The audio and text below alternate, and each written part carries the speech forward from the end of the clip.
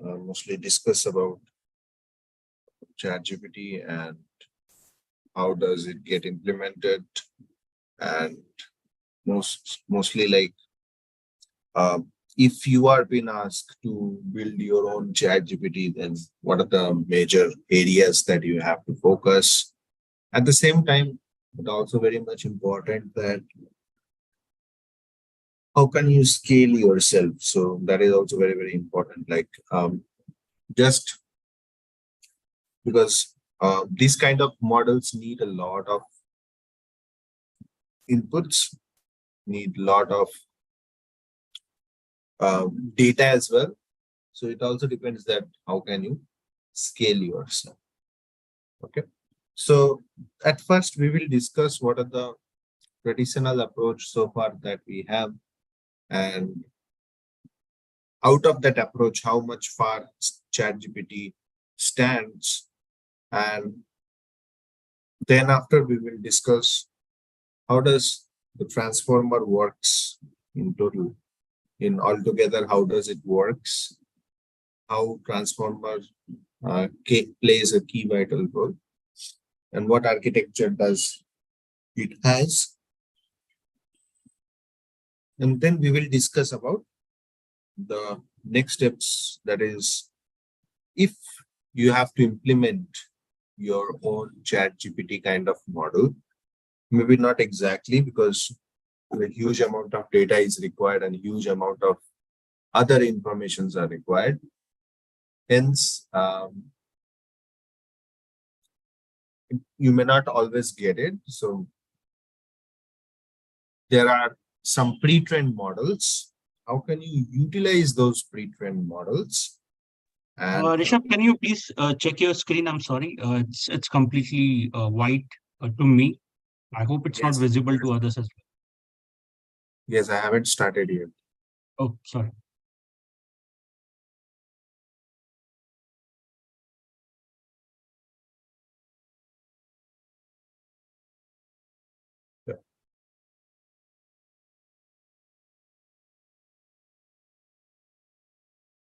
Yeah.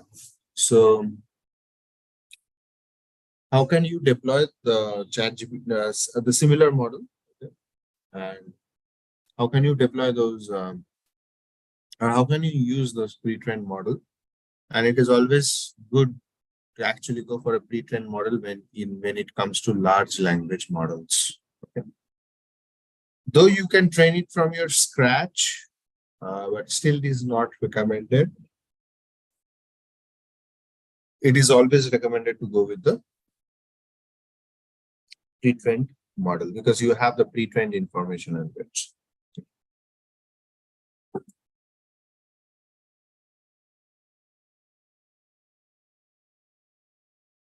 Cool. So now let us understand what are the different type of events that has already, what are the different approach that we had earlier, and then based upon that approach, how we have grown ourselves. Okay. So at first, when it comes to language models, initially we start with RNN. Okay.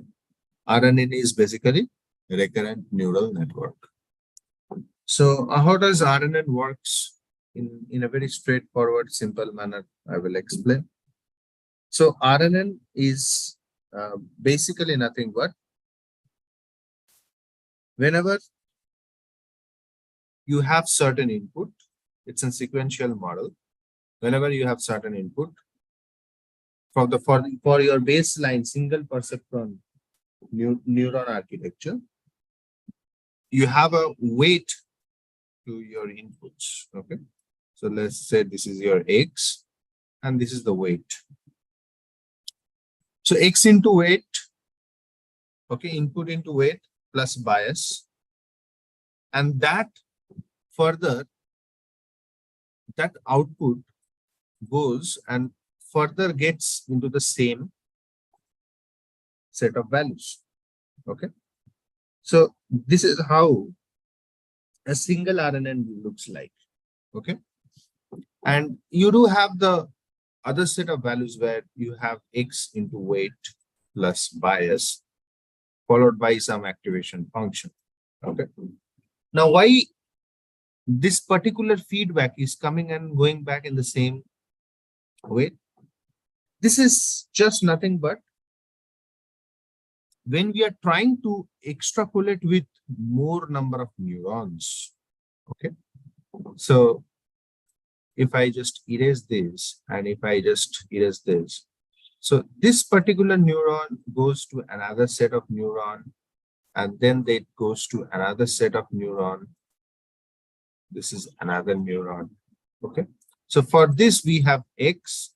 For this, we might have X plus something. Okay. Or let's say X2. I can say X2.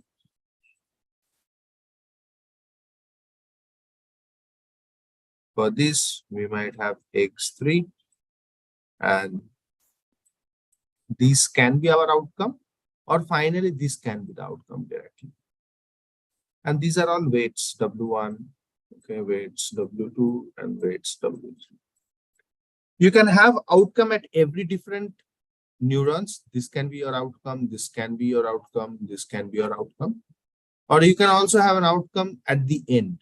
It depends on how you want to build the model. If you want to build a encoder decoder kind of model where you mostly go and translate a language. So what you are doing over here is, in the simple architecture, you are first feeding some information. So let's say I want burger. I want burger. So what we are doing is we are passing each and every tokens to a neuron where it is trying to understand, okay, I is a vector and we have a corresponding weight to it. Okay. And then it tries to relate and pass its output to the next neuron. Okay. Where we have one. So I and one, both the weights are combining together and then passing to the next set of neurons. I want burger. Okay. So burger, in the next neuron also, we have a particular way where we are basically going and combining it. And finally, we have an output that I want burger will have some outcome. Okay. So that outcome might be what we want, any dialogue to remember, or it can be what is that particular context I am talking about. Okay. The outcome can be of multiple different types. It can be a sentiment analysis. It can be a identification of an intent and entity. So what is intent? Intent is basically nothing but on what context I am talking. And what is entity? Entity is mostly about what is that particular token which defines on what context we are talking. So for an example, I want burger, means I want to order a food. So context is order a food. And burger is basically that particular token which tells us that, okay, burger means food. I want food. So I am hungry. So the context is that I want to order something. While burger is the item which I want to order. Okay. So burger becomes your key important context. Okay. The food items and rest of the tokens are actually helping to express what you are actually going and looking for ahead with the burger, right? So RNN was introduced earlier, and this kind of model, and it can be also used as a neural machine translation, means wherein you can actually go and encode an encoder and decoder model. Means you have an encoder here, and then you can further go ahead and decode as well. Means decode in the sense you take this set of inputs in English and you can generate, let's say, some other language in the outcome for each and every. So for each and every neurons, there will be an outcome coming. Okay. But there was a specific disadvantage to RNN. Okay. So you can make RNN behave like a translator. You can make RNN behave like a identification of intent, entity, sentiment analysis. Okay. You can make all of those. But RNN has a specific problem. With very long sentences, RNN cannot really work well. Okay. So with a very long set of sentences, RNN cannot work well because it becomes very difficult for RNN to understand the sequence and to remember this sequence every time. Okay. Like if this is just 3 different letters, right? If you are given a paragraph, then it becomes very, very difficult for you to remember the entire paragraph. Right? So hence, RNN is one of the key player or the key foundation, but it is not the solution every time, right? And hence we came up with a new advancement known as LSTM. From RNN, we came into LSTM, long short-term memory. Okay. So long short-term memory, it actually helps to reduce. It actually helps to reduce the, you can say, a lot of factors from the RNN perspective, like it can now learn a very large sentences. It can now remember the large sentences, okay, with a specific mechanism. And hence LSTM was in demand, and then we started using LSTM. But again, there are some challenges, but again, we will come first, we'll understand how the LSTM looks like. Okay. In our next slide, let us understand how the LSTM looks like and what are the key important factors of LSTM. So a single cell of LSTM is very, very important. A single cell, okay, of LSTM is very important. Where we have a sigmoid here, like this is known as a sigmoid gate, okay? And so it is, there are 2 inputs. One is the previous cell state and one is the current state, okay? The current state, which is X. And these are the previous cell state T minus 1, means previous neuron. And also we have the hidden state, which is T minus 1. This is the hidden state. So we have a previous cell state and we have a previous hidden layer output, so which we are passing through, and we are embedding our input X with that, and we are passing to a sigmoid function. Okay. Now the reason we are passing to sigmoid function is LSTM has 3 layers. One is the forget layer, another is the learning layer, okay, and the final is the outcome layer or output layer, whatever you want to say. Okay. So in the forget layer, we want to create a barrier and we want to say that whatever is not required, please forget. Whatever context and tokens are not important, please forget. In the learning layer, we want to give more importance to those set of tokens. In the learning layer, we want to give importance to those set of tokens, which the neuron feels that needs to be remembered. And then finally, the outcome layer is basically, it's a 2 output generation as well as it passes to the next cell state. Okay. So this will go over here until there, and we are going to multiply the sigmoid result with the previous layer cell state. So previous cell state, and then whatever we are excluding. The sigmoid activation function is basically gives you either 0 or 1. Okay, means it can basically be a trade-off between 0 and 1. So whatever is excluded are marked as 0, and whatever is included are marked as 1, which will be passed into the next layer, which is the learning layer, right? So here also we will have a sigmoid first, okay, and then we will also have a tan H, okay, tan H activation function. I'm just writing T, and then we are going to multiply the outcome of the both. Sorry, tan H activation function and sigmoid. We are going to multiply the outcome of both, and then we are going to add. So, and then it will go and pass it to the next cell set T plus 1. So this becomes a very important layer where we are learning, okay, and adding with the previous cell state T minus 1.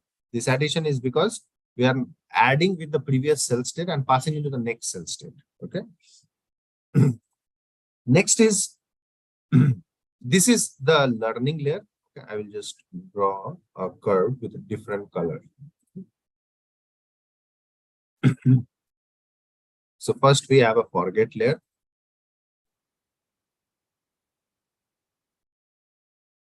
And so this is your forget layer, FL.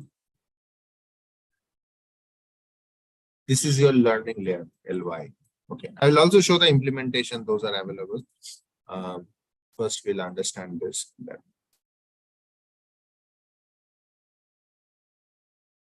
Okay, and then you have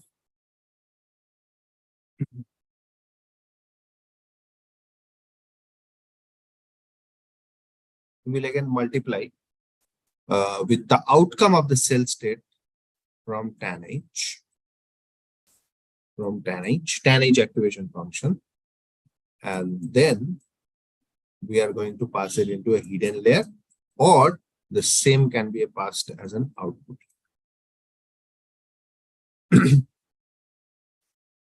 Okay, so this is your hidden layer, this is your learning layer.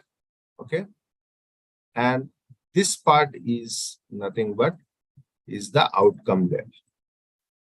OL. The first, there will be some set of exclusion with the help of sigmoid. We are excluding those set of tokens which are not important. Okay, and multiplying with the cell state which are important. Next is those which are not important, we are excluding, and those which are important, we are proceeding with the learning layer. And in the learning layer, we have the sigmoid and tan H, which actually activates and then multiply together and then add with the cell state, present cell state. And once we add with the present cell state, we pass it to the next layer where we have the tan H and the sigmoid further to generate the outcome of that particular input, okay, of that particular cell state. And we generate the blue line that you can see. This is your output for this particular cell. If you don't want output for this particular cell, then you can pass as a hidden layer to the next cell, HT plus 1. Okay, so it will act as a hidden layer in the next cell, HT plus 1. Cell state CT T plus 1, and which is the memory state, and hidden layer is basically the output state of this cell. Now, like this, you will have all the different type of LSTM cells.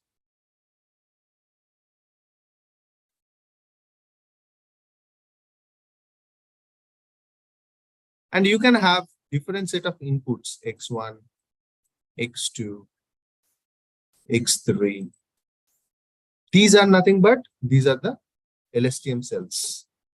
Okay, X4. And finally, you can have an outcome on your X4, whether it can be a sentiment analysis, it can be a prediction of an intent, prediction of an entity, prediction of what context we are talking about. Okay, and it can be also neural machine translation, means language translation as well. For language translation, we need output at each and every LSTM. Okay. If we don't want a language translation, then those lines can be excluded and we can get an outcome at it. Okay. So the advantage of using these LSTM, in spite of the previous one, which is RNA, the major advantage was, first of all, we can now remember more larger context. If a paragraph is given, we can understand the context of the paragraph. Okay. If you take a very large sentence, starting from the initial sentences until the end of the sentence, you will be able to understand which part is important and which part is not important. Okay. So the advantage over here is we can identify what is important and what is not important. The first thing, and only we are giving our learning factor to those important context and tokens over. Okay. Hence, we are only exposing ourselves to an important context, not to an unwanted or such tokens. Okay. And finally, we have an output layer, which basically generates an output, and where we basically add our existing learning to the cell state and outcome as a hidden state. So this was good so far, but a new challenge comes in that when the context is very large, you particularly need attention to some specific context. So let's say if I just go into a Google, okay, let me go to Google and show you what I am specifically talking about. So let's say COVID-19. If I just write COVID, okay. So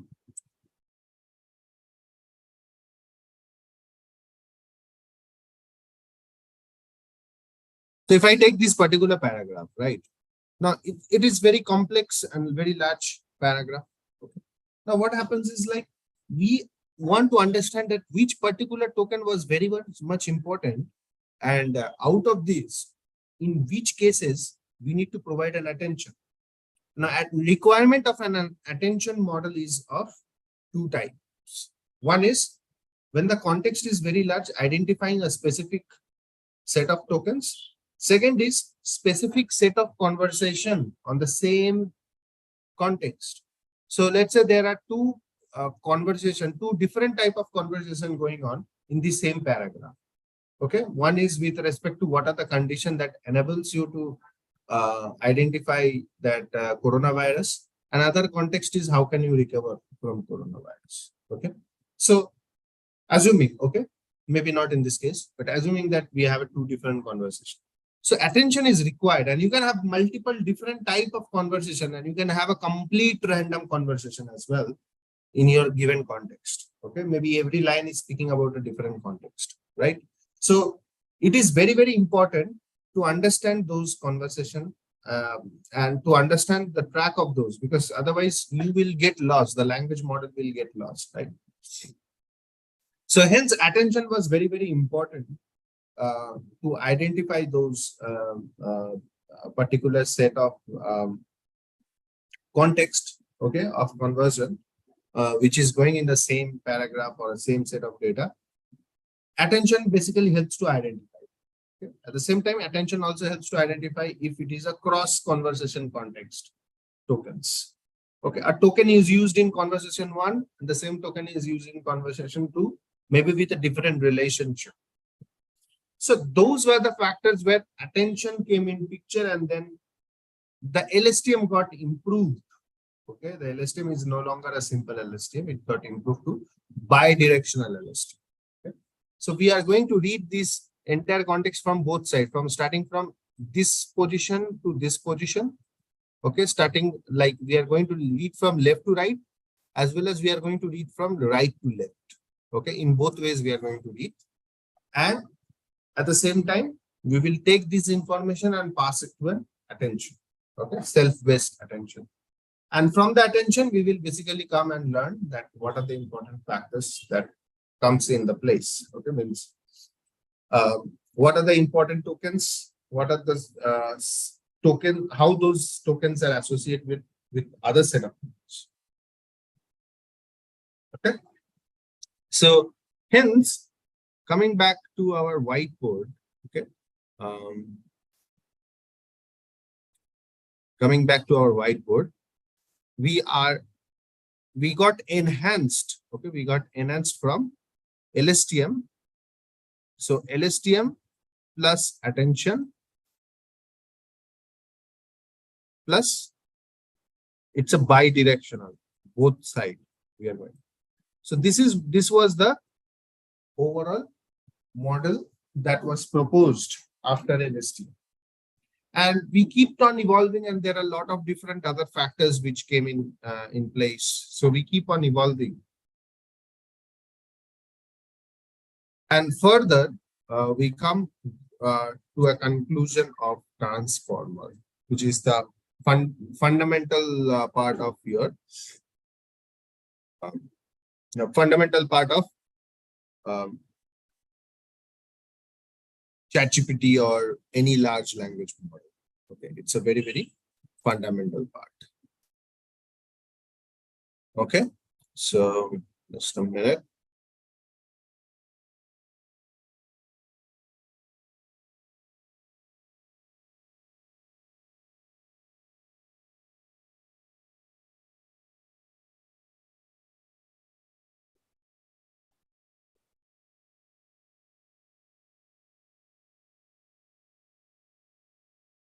Okay, I cannot paste this. Just a minute, guys.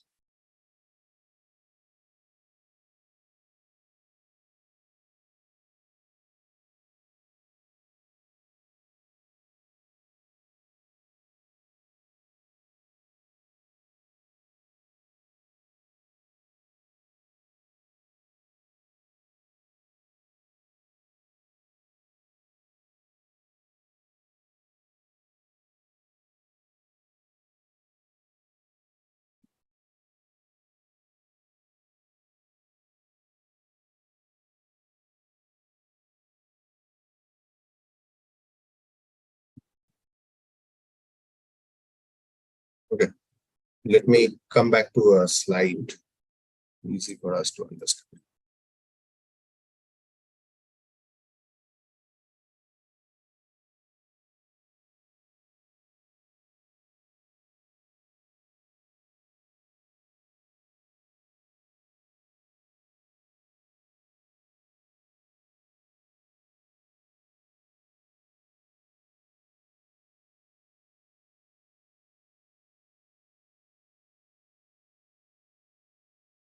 Cool. So this was the architecture when it comes to transformers, post bidirectional LSTM with INC. Okay.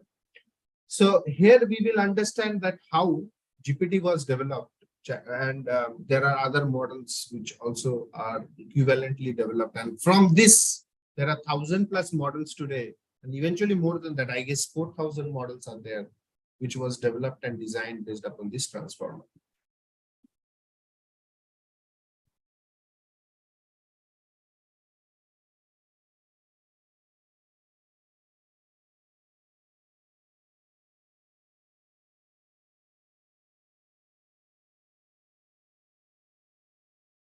So if you see, we have a set of inputs. Now, this is the first architecture we will refer, and then we'll come back. So we have a set of inputs over here. And with these input embeddings, we have a positional encoding. So what do you mean by positional encoding? So let us understand. So when you say that I want burger, or I want to have burger,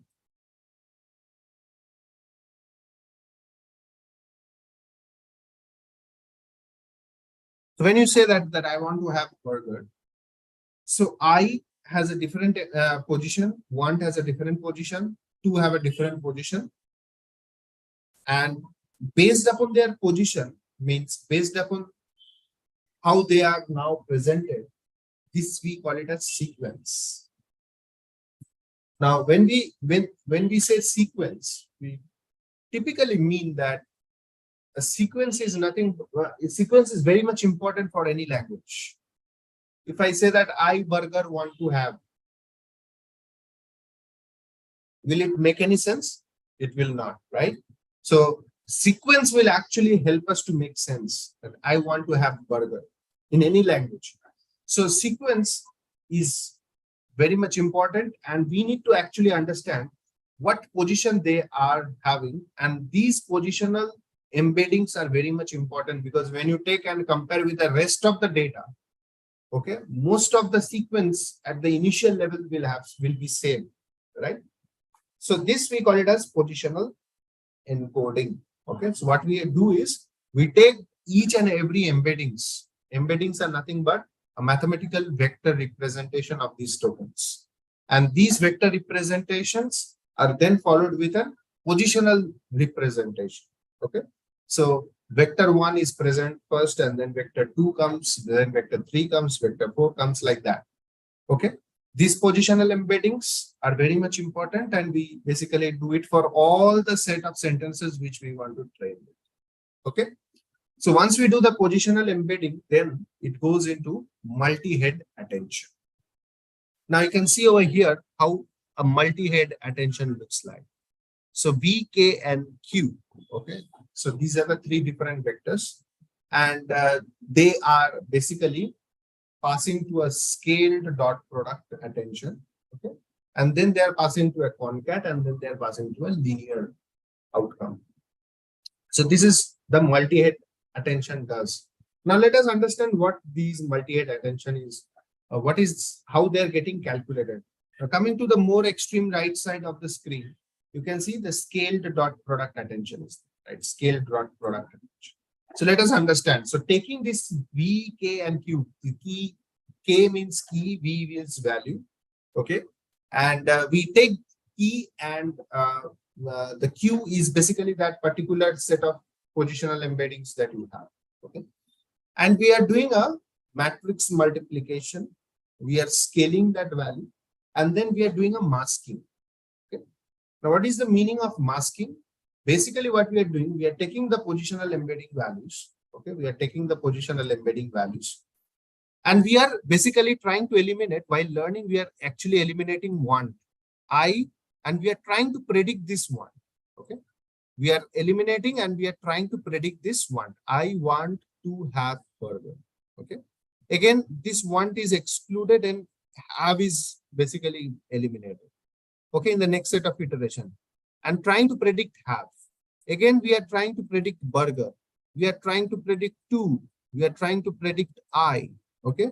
By eliminating it, by masking it. It's like a fill in the blanks. Okay. Like in school days, we have seen fill in the blanks. Okay. The blanks statement we need to predict, or we need to think of. Okay. And we need to place a word which matches with the rest of the sentences. So something very similar is called the concept of masking. Okay. So with the help of this masking, you are basically learning that sequence, because sequence is very important. Sequence helps you to predict. At the same time, what context you are predicting, what vector you are predicting. So both of the things you are basically learning. Okay. And this you are doing with multiple different sentences. So hence it is parallel in nature. And once you do that, whatever value you have, okay, you are just passing to a softmax layer. Okay. Because with masking, you need a predictor as well, right? It's just masking won't help. You need to predict. So softmax will help to predict. And for every set of tokens, you will generate a weight. For I, you will generate a weight. For want, you will generate a weight. Okay. For two, you will generate a weight. For have, you will generate a weight. For burger, you will generate a weight. And that weight will be collated together, and then you are going to pass it to the next set of weight. Okay. So something very similar like you get to see in the neural networks, right? As you keep on training, you generate a weight. Okay. Weight and bias both, and then you pass it to the next layer. Again, you go and train there, you generate a weight and go and pass it to the next layer. So like that, we keep on doing. So similarly, here we are doing the same thing with the multi-head attention. Okay. And then we are normalizing and then passing to the feed-forward neural network to learn these attention values, what we are generating, these weights that we are generating. And then we are learning based upon this entire context, and then passing to the next phase. So in this particular architecture, there are two parts to it. This part is known as encoder part, and this part is known as decoder part. Encoder is very related to BERT. Encoder, we call it as BERT, and decoder, we call it as GPT. So GPT is basically the decoder piece, nothing else. So what we are doing over here and why we need both, and what we are doing over here is, from the encoder, we know what are the inputs that we are passing on, and from the decoder, what context we need to generate, that also we are passing. So from encoder, if I say that I'm hungry, the next is, okay, if you are hungry, then go ahead to Zomato and go and search some items from there. Okay. So that should be your answer, right? So the question and the answer, input and output, both are basically passed. So in GPT, output is passed, And at the same time, we have these inputs, okay, which is getting added to the decoder. Okay, so both are processed separately. Input is processed separately, output is processed separately. And once we learn the input, and then we are basically mapping that particular output with the multi-head attention of the feed-forward neural network. And then we are again passing to the neural network to correlate that, okay, this is the question, this is the answer. And finally, it is passing to a softmax layer and giving you the results. Hence, we have the two different parts. You can also utilize, okay, separately. Let's say you don't have any output and you just want to learn, or you just want to build the weightage across all these tokens, and you just want to learn the pattern, then you can simply use BERT. But GPT comes in a place when we are landing into a generative decision making. Okay? So whenever we landing into a generative decision making, GPT comes in place, and then we basically go ahead and generate because the output is also being passed, right? So we basically try to learn the context related to the input as well as learn the context related to an output. Generally, earlier models, we don't focus on output because output has nothing to do. It's an answer to your question. So you understand question, you have an answer ready, and you just reflect the answer directly. But nowadays, your answers should also be understood so that the next question what comes up will be related to that answer of the first question. So hence it is very, very important from that prospect. Okay, so this is the architectural perspective. If you have any questions, please let me know. I'll take a pause for a minute if you have any question, and then we'll jump into how can we implement this.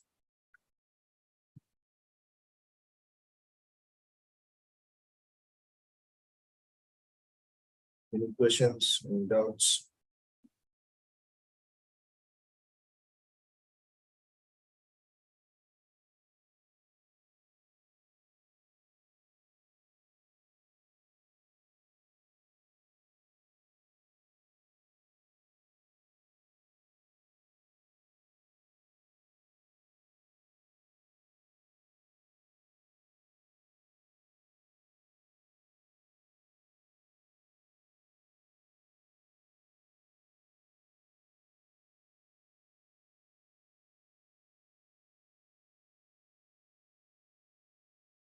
Okay.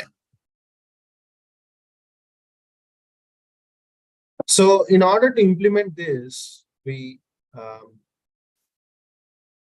have let me clear.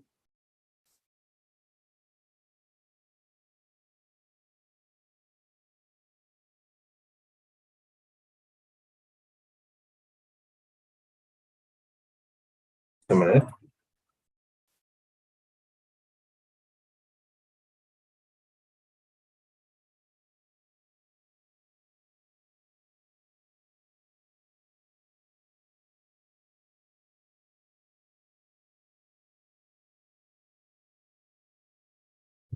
Yeah, in order to deal with this, we have basically the library called Hugging Face.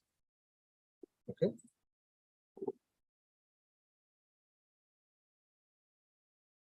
So Hugging Face started implementing this particular, you can say, all the transformers.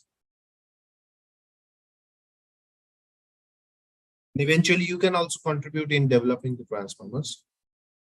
So coming to Hugging Face library, you can come to models. Okay, and these are the different type of solutions you have. You can see text classification, token classification, table question answering, zero sort classification, translation, summarization, conversational text generation, text to text generation, fill mask, sentence similarity. So this is your natural language processing entire set of context. Okay, and this set of context is very, very interesting, and you can directly go and use it. That's the most interesting part. Okay, these all are pre-trained models again. Like whatever you want to do, these are all pre-trained models, and the pre-trained models, one of the biggest advantage of pre-trained model is you don't need to actually train with the very large amount of data, because the data may not be, means you may not need that amount of data, and you may not have that amount of annotated data, right? So as you don't have that amount of annotated data, hence it is always good to go with the pre-trained model, because you already have some of the data from different sources, and it is already trained in that particular source. So it becomes very, very important, and not only important, right? It becomes very helpful as well, because you already have those different sources aligned.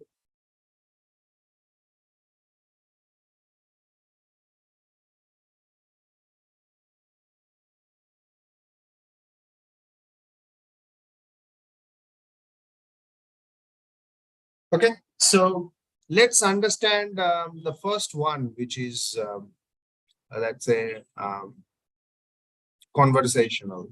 Okay, this everybody is more interested in conversation. So there are a lot of models from, you can see Dialog GPT. Okay, this is from Microsoft. Okay, sequence to sequence you have again Dialog GPT. So let us go with the Microsoft model.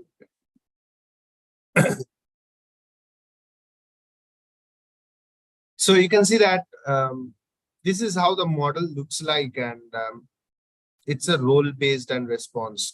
Okay, so it's a pure conversational platform. This is how it looks like. Okay, it's a pure conversational platform, and it is basically the implementation code is over here. How to use it? If you are interested with the architecture, then the architecture is over here in the paper on which it has implemented Dialog GPT. Okay, you can go and download in PDFs, and you can get it. So this is the architecture. Okay, and yeah, so this is what has been implemented. You just need to go and use it. That's it. This is so simple and so easy. So it is being based on PyTorch, so it doesn't use this TensorFlow. So you just need to install PyTorch, and you just need to use this. And whatever the user prompt comes in, that user prompt, we are pulling the data from the user prompt, tokenizing it, doing lemmatization, and then passing on to the language model in order to understand what are the different context and topic that it has gone through. The another thing is you have to pass on the chat history, so that the chat history will actually help the model to basically understand what type of response it has to give. Okay, so the chat history is very much important. So you can define the maximum length, and that up to how many chats it can read. Okay, you can see max length is 1000, means up to 1000 tokens it will read.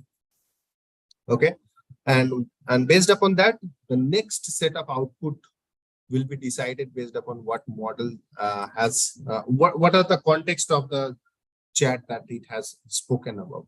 Okay. So it takes that, and then it basically uses that. Okay. So please don't scrap on the screen.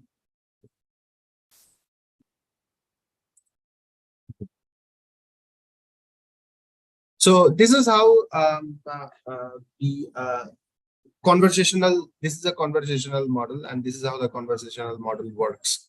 So from the implementation and perspective, okay, so you have the different APIs, okay, and you can also use in transformers. Okay, you can use the code directly, okay, and you can get in transformers. So in from the transformer, one is using PyTorch. You can directly load. Okay, you need to use PyTorch for loading. There is two ways. One is like this. Another is in this particular format, how the models and everything is looking like. So you can use that. Okay, let's see another model, and then will be easier for us to come. Let's see the Facebook model.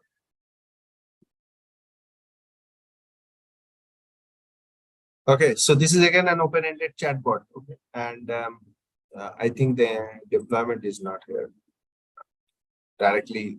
Directly, they're using. This is the model, and this is the pre-trained tokenizer pre-trained model. There is no scope of relearning on these models because these are directly trained. Okay, there is no scope, and there are many such users who have basically built on top of it. So let's see some of the example. Let's say this particular data science dojo.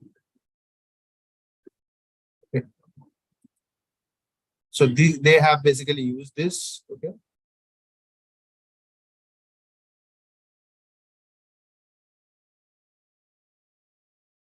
Okay. You have those applications over here on whatever they have basically used it.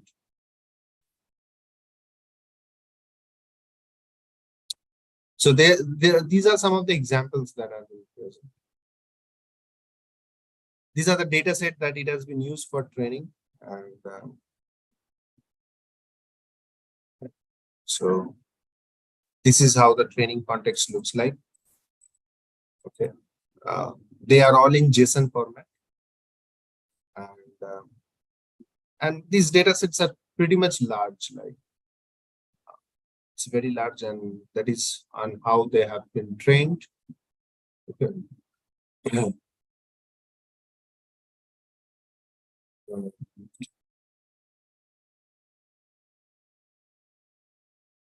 Blend, the data set name is Blend Silk Talk. So data set of 7,000 conversations.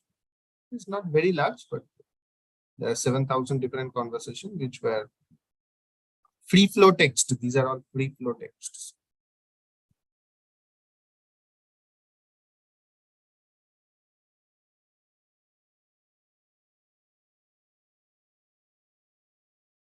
The implementation code might be over here.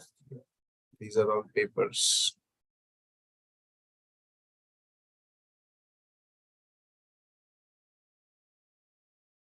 Code is not there, so nobody will actually put the source code. So that's why you can only use the pre-trained model. Okay, so this model is not so useful because just it has allowed for a pre-trained model, but not for the from the context of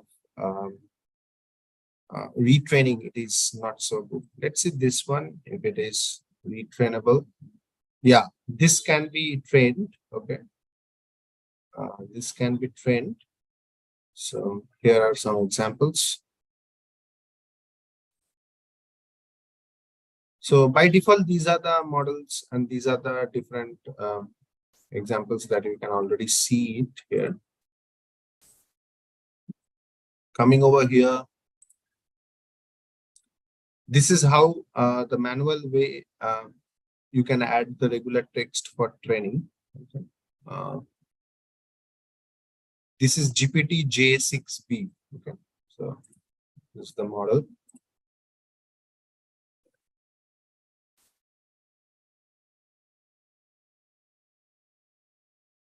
So description about this model, and as I said, that anybody can create the model. Like there is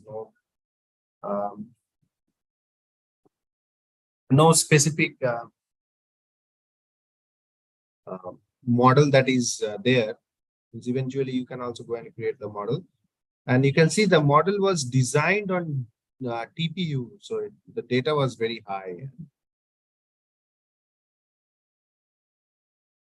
and hence the model was designed in TPU.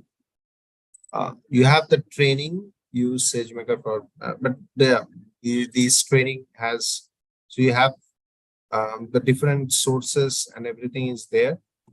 SageMaker is basically used because SageMaker is a cloud-based platform where you go and run all your notebooks, and the SageMaker is backed with AWS compute. Okay, and it do also have a blob storage attached to it. S3 buckets attached to it, so it becomes very easy. And this is the repo on which this is the branch code on which uh, the data is basically present.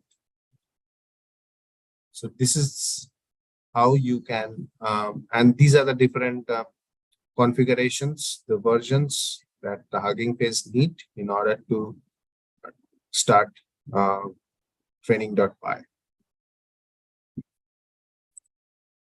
Okay, so this is how you can basically go and use it on top of somebody else's model, or you can directly use the model and you can understand that how does it works. So you can see the language model size is now, this is very complex model. You can see the model is larger than, it's 24 GB, which is much greater than 10 GB. Hugging Face can show you 10 GB models directly as an example, but when it comes to large model, then 10 GB, then it cannot show. Then you have to go for a pro license. And you can say that please use pro spaces so that you can utilize it.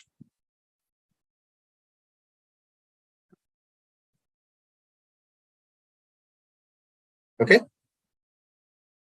Let's see another example. Okay. As many as example you can see that this model is very large.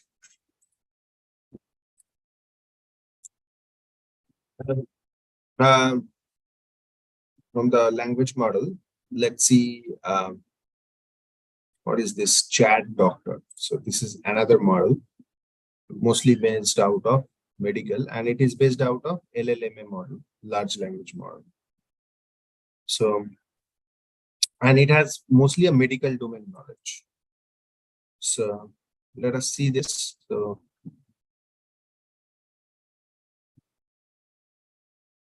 these are the different examples. Okay, the patient has still this, the chat doctor has still this, then the patient has still this, chat doctor has still this.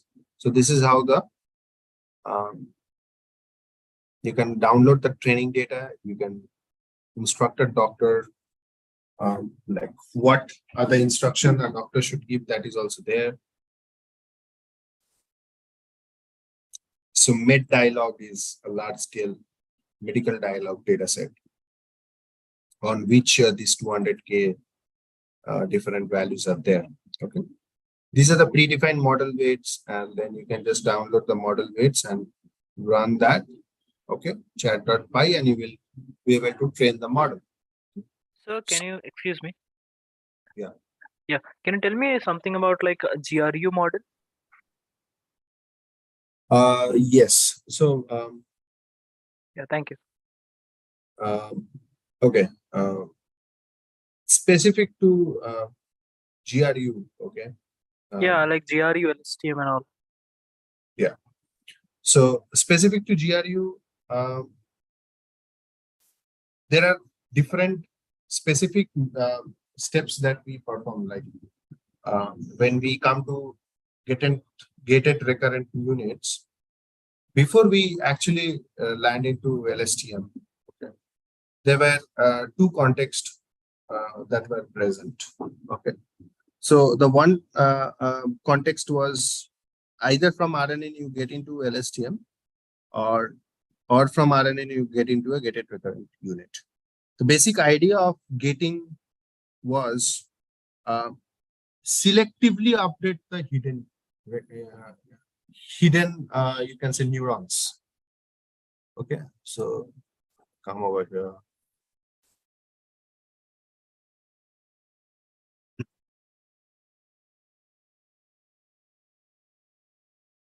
So GRU was basically developed while RNN was having a lot of challenge. So GRU was developed in order to basically selectively update specific neurons or specific hidden layers. Okay. So in selectively update means not all the hidden layer has to be given a feedback. Okay. Only specific hidden layer will be given a feedback, And the hidden layers will be given a two type of feedback. One is the update feedback, means update the weight of that particular hidden layer, or reset the weight of that particular hidden layer. While in RNN, all of them are learning together. In LSTM as well, all of them are not learning because the forget layer acts as a gating mechanism and remove some of those set of contexts which are not required. While the GRU has that ability which basically goes ahead and allows to update the neurons which it feels needed, because each neuron is representing to one particular token and a context. And then reset, let's say if that is not needed, if that update in weights for that particular neuron is not needed, then it makes as a reset. Okay, means nothing has to be changed. Okay. If it has to change, if any of the neurons has to change, then it will go ahead and change. So if you have these neurons in this particular form, let's say just a big visual representation.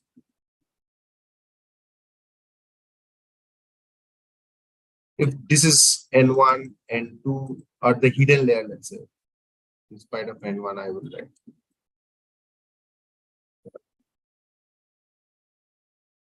These are the hidden layers. H1, H2, H3, H4.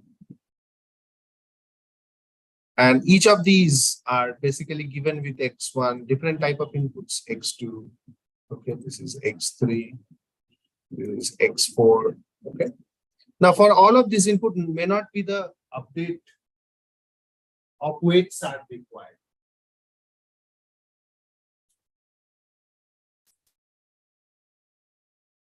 According to you, like which one is more accurate, GRU or LSTM? LSTM is better because LSTM has a capability of previous cell state and current cell state, both.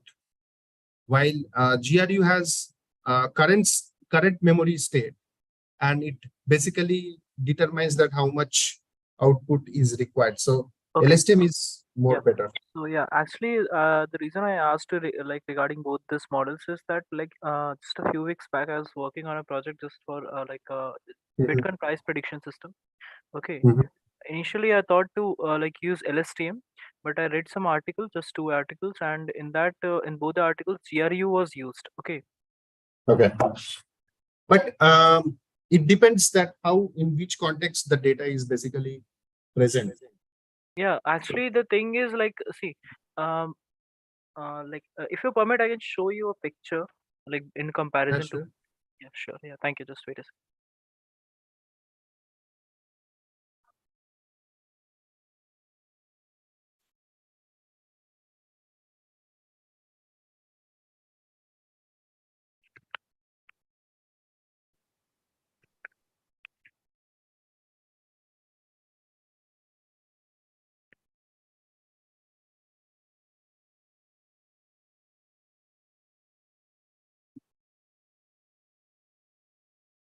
I guess you can see my screen. Yeah, I can. Cool. So see, here is the picture, and like, see, here's just a like graphical representation. Okay, and in this, like, as like you can see, like this is a normal LSTM. Okay, and this one is an GRU. Okay, the below one is the GRU and the above one is the LSTM. Okay, so like according to me, see, when I So saw both these models, like what I infer, what I conclude is that in like in shorter durations, okay, LSTM is not like that much accurate in terms of shorter So duration. to add to your point, Yeah. LSTM is not LSTM will not be accurate to these cases because LSTM is designed to approach for a larger period of information. So Yeah, exactly. Yeah, that's what I concluded because in short duration, it's not that yes, accurate. Yeah. yes. So it was designed to actually go and capture a very larger context. Like you take an entire paragraph of sentence, or you take, let's say, on a daily basis, you are taking the stock information, and the relativity is very high. So in that case, LSTM will make sense. So the same model, if you run for a very large span of dates of information. So I think this is 2020 and 2021, right? The model that you have Yeah. designed. Yeah. Yeah. So if you go for a 10 years of information and predict the stock prediction, do a stock Yeah. prediction, then LSTM will be Yeah. much. Look, actually, the main problem occurs when, look, if I predict, if I go and predict for like every day, Mm. okay, like for I predict for next day, then there won't be any problem like in both of this. But suppose Mm. I'm trying to predict the like the stock price just after 5 minutes. Okay, then there will be a problem, because as we can see, like in shorter durations, LSTM is not working, right? Mm. And in Yes. GRU is like almost overlapping, so it's that much accurate. Mm. Yeah. Any other And then alternative to GRU, uh, a better one for like this type of purposes? see, specific to this kind of prediction, it depends like what first the scale of data, and based upon that you can choose the model. As just now I said that large scale, then go for LSTM. If it is a small scale, GRU is good, and rest of the other time series based algorithms are much better. Why I'm saying you? Because there are a lot of factors which these kind of models don't capture. Okay. So whatever predictions you are making, okay, let's say you are making the predictions, the experience these models are basically accounting is Yeah, like basically actually, look, the thing is post like why I generating wanted to the data. predict for, you see, like the reason why I wanted or like want to predict for like at least even for next few minutes is that like you might have known like be knowing about platforms such as like Binomo and all. Okay, Yes. so yeah, so in that like let me show you. See, just wait give me a second.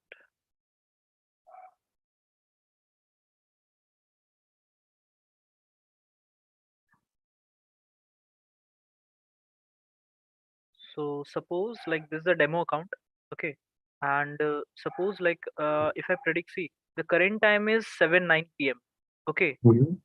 yeah, and if I try to like and here's an option for predicting the price for next 2 minutes, right?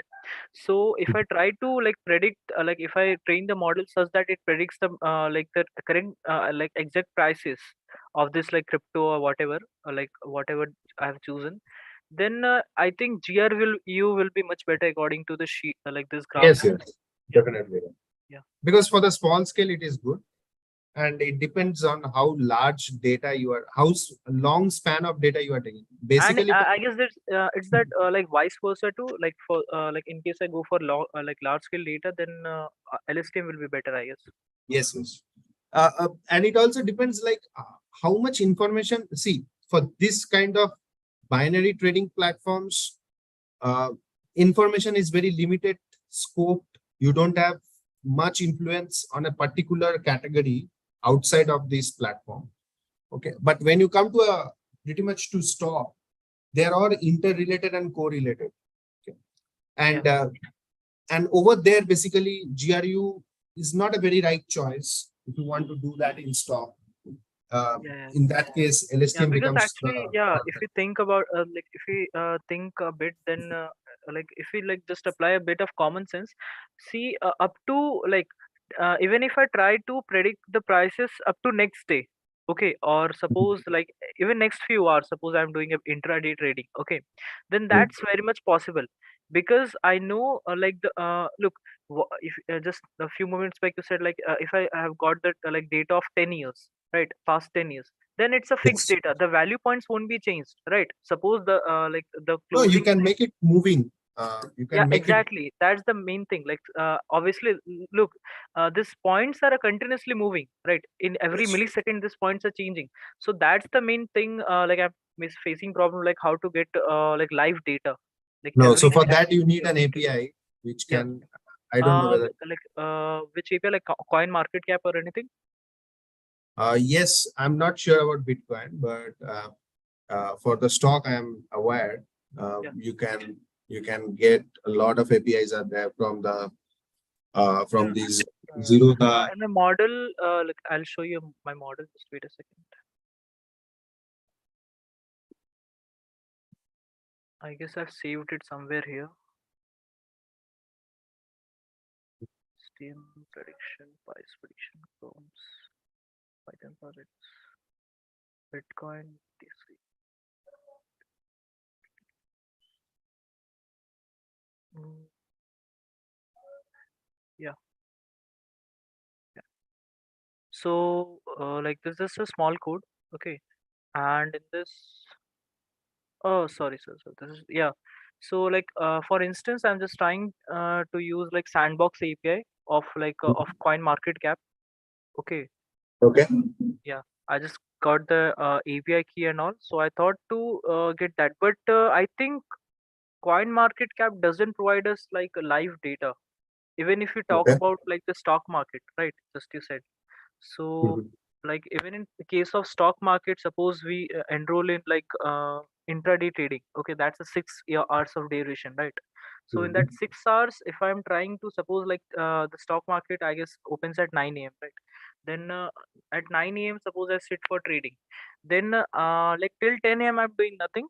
Okay, and at the 10 and like in between 9 to 10, that's a 1 hour of span, and I'll extract that data of 10 of 1 hour, then predict the data, the possibility of next few hours, also depending upon the news article. Suppose like as we know, like the stock market doesn't depend only upon the people, it also depends upon the market. Like suppose at the any point of time, like at any moment a massive news comes out, right? Then the whole stocks will fall down, like. So that's the thing which like it's also case dependent upon the For news. stock market, you will get the live data. You need to buy the API from Streak, I guess. Streak, sorry, is that a platform? Yes. So you can just What's the spelling? Streaks. STREKS R. STREAK. Okay, STREAKS, no? Streaks. Okay, Streak Zero the. Okay, okay, I got it. Yes. Deploy. From there you Okay, can okay, deploy trading strategies. Yeah, yeah. Okay, okay. So come does this and provide us like a live data or at yeah, least yeah. hourly durations? I think for every minute data is also there, and you just need to choose. There are APIs. There is also another one. I'm not able to recall. Zero that do have it. Okay. Very specific for. Means if you Google it, you will get it. Uh, Yeah. Here it is. Zero the Streak V3. yeah, Steaks V3. Zero the.com. See, guide the Yeah, what? you need to Yeah. basically use your own Zerodha Okay. account. Okay. Okay. So there are you will get the live data. Um, Yeah. but yeah, there are some cost associated which you can do it and get it. Okay, okay, cool, cool, cool. So, like, if all of this was just theoretical, okay, I just tried. So, according to you, is it possible to actually predict the data at least like not even in seconds, at least in minutes, like next few minutes? See, it is possible. For that you need to have a like an high trading frequency platform. Okay, because the data is getting revisited every minutes and every Yeah, second. exactly. Yeah, every millisecond. Yeah. So you need to have that. You need to build that platform altogether. Either you build that platform or you use that platform based upon some other providers who are the platform providers. So if high frequency trading HFT platforms, you can Google out and you can see if they are allowing to rent, then you can go for that. You can rent Okay. HFT platforms because it is very difficult to build that platform. You need servers, you need every minutes and seconds of information getting stored, and eventually the license cost will be also very high because the same API is going to feed with all these different brokers, right? The same API you also need it because you Yeah, are yeah. going to basically do the trading and you are going to basically get those information. So you need those both the things: platform where you have to execute, and you need the API which the broker gets. Now the broker gets because of a different reason, and for you to get that API, I'm not sure very effectively how to get it, but you can Google out. There are many ways to get it. Okay, okay. So is that broken gates, right? Sorry, Yes. Okay, okay. Yeah. Broker APIs. Broker API. So okay, okay. Yeah, I got it. So what broker is getting, you can also get. Okay, okay. Yeah, even broker needs to do that. Yes. Yeah. So it is all coming from NSE, BSE, and the indexes. Okay, okay. Is that legal? Yeah, yeah, it is legal because broker is getting. So you can why don't it comes to you? Right? Yeah, yeah. Absolutely legal. Yeah. Like, do we need any documentation, or as a student, I can just That put I'm in that not API? sure. Okay, okay. That I'm not sure, but I think you can do a Google and YouTube. You will get a Yeah, lot. yeah, yeah. I just found a Bunch of site, info. open service broker API. Okay, cool. Yeah. Thank you. Yeah. Yeah. Thanks. Anybody, any questions? So for the large language models, you can come to Hugging Face and basically you can explore. There are different type of models which are available, and you can come to model, and eventually, let's say you have a text classification, you have a different set of model.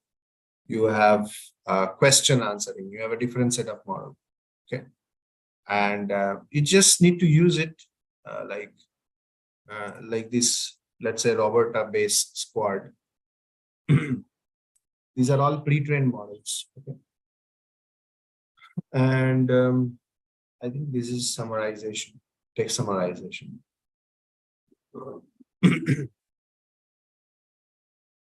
The implementation code is also over here. You just need to know how to use it. That's it. Okay. So Hugging Face, there are a bunch of models. I think there are 4,000 plus models in Hugging Face. You have to just experiment it out.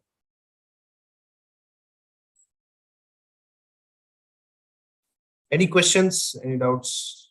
You can see 28,000 models are there. So you eventually cannot remember any of those, but just try to understand how these, you can just go to each and every model and understand that how they have been designed and how can you use it in order for your use case to solve.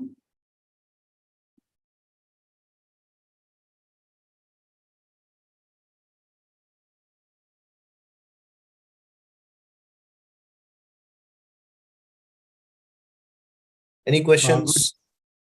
Are we done for the day, Rishabh? Yes. Okay, guys, do you have any questions to discuss where you want anyone to? So if you have technical queries, Rishabh is there. Apart from technical, any other thing you want to discuss in terms of course, you want to discuss in terms of your uh, engagements or any other thing. So I'll be available over here to handle out your queries. So for the next couple of minutes, we are available. Please let us know. If you have any queries, you wanted to know something about it, I would be more happy to share it with you all.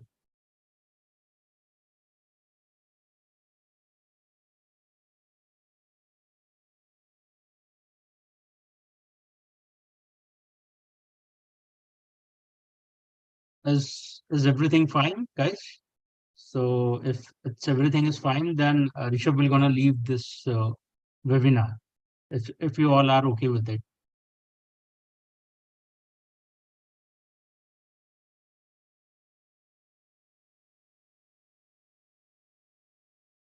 Anyone asking for the one last time? Anyone has any doubts or anything they wanted to discuss or connect?